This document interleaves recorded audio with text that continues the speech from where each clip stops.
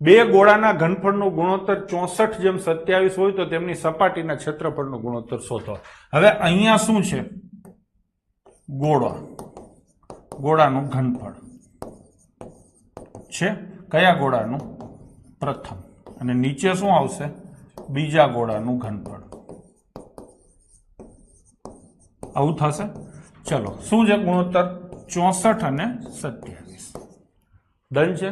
અહીંયા એનું સૂત્ર તમે લખો તો ગોળાનું ઘનફળ એટલે 4/3 પાઈ r1 ક્યુબ અને નીચે આવશે 4/3 પાઈ r2 ક્યુબ. તો આ 4/3 પાઈ જશે તો r1 છેદમાં r2 બરાબર શું થશે? આનું ઘનમૂળ થશે. તો આ કેટલા આવશે છોકરાઓ? 8 અને આ કેટલા આવશે? 3. ટૂંકમાં બંનેની ત્રિજ્યાનો ગુણોત્તર તમને મળી ગયો 8 અને 3. ડન છે. હવે શું કીધું છે?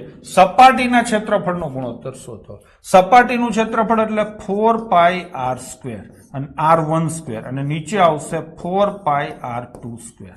આ 4 પાઈ તો ઉડી જશે. તો r1 સ્ક્વેર એટલે 8 8 64 અને r2 સ્ક્વેર એટલે 3 તેરી 9. તો જવાબ આવશે 64 અને 9. નહીં, આનું ઘનફળ કેટલું થાય? સોરી, 4 થાય ને, તો ચોકે ચોકે કેટલા આવશે? 16 આવશે. બરાબર, 4/3 થશે.